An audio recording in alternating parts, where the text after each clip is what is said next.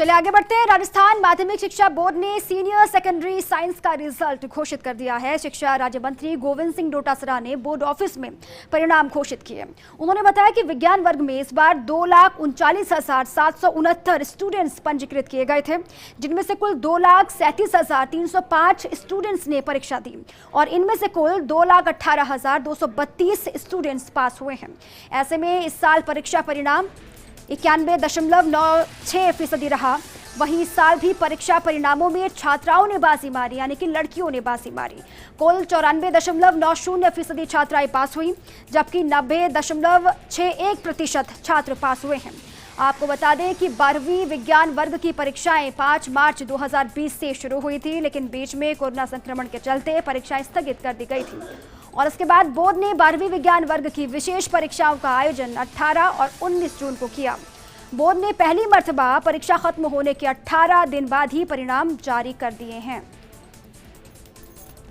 तो किस तरीके से रिजल्ट रहा 12वीं विज्ञान वर्ग का, वो आपके सामने है। शिक्षा मंत्री गोविंद सिंह डोटासरा ने तमाम जानकारियां दी और हर साल की भांति इस साल भी लड़कियों ने लड़कों की अपेक्षा बाजी मारी है, अच्छे अंकों के साथ पास हुए हैं। कुल 2,18,232 स्टूडेंट्स पास हुए हैं और जो प्रतिशत रहा है वो भी आपके सामने है।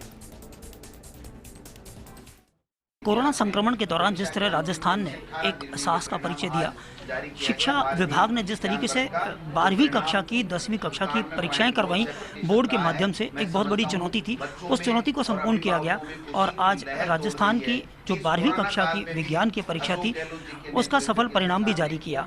आज इस सफल परिणाम को जारी करने के लिए प्रदेश के शिक्षा राज्य मंत्री गोविंद सिंह डोटासरा अजमेर आए और उन्होंने बोर्ड कार्यालय में इस परिणाम को जारी किया।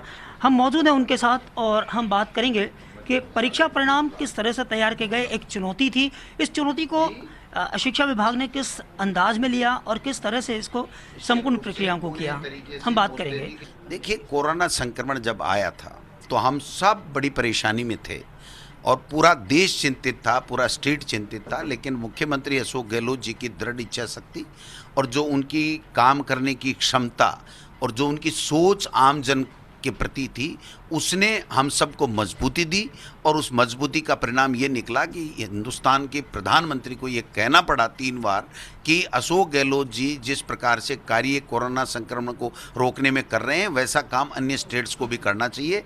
और ये आज जो परिणाम जारी हुआ है वो उन्हीं की दृढ़ इच्छा शक्ति और बच्चों के भविष्य का जो ख्याल उन्होंने रखा उसी का परिणाम है कि मैं हों, चाहे जारोली जी हों, चाहे अन्य हमारे विभाग के अधिकारी कर्मचारी और शिक्षक बंधु हों, सब ने मिलकर के ये करके दिखाया जो पूरे देश में किसी ने नहीं किया, वो अशोक गहलोत जी की सरकार ने किया। तो निश्चित रूप से चिंता तो स्वाभाविक है, लेकिन अशोक गहलोत जी के नेतृत्व की सरकार के रहते हुए किसी को ज़्यादा चिंता करने की आवश्यकता नहीं है। बच्चों के भविष्य, अभिभावकों की चिंताएं, प्राइवेट स्कूलों वालों की जो समस्याएं, आम जन की जो अपेक्षाएं, उन सब के बारे में माननीय मुख्यमंत्री जी और हमारी सरकार बड़ी संवेदनशील है, जानती है, पहचानती है और सब वर्गों को साथ लेकर के उनके कल्याण के लिए काम कर रही है और करेगी। कि राजस्थान सरकार का, माननीय मुख्यमंत्री जी का, हमारे शिक्षा मंत्री जी का, पूरी सरकार का पूरा सहयोग रहा, जिसकी वजह से हमें सारे सेंटर, क्वारंटाइन कर सेंटर जो थे उनको भी सैनिटाइज करके दिए गए, सभी जगह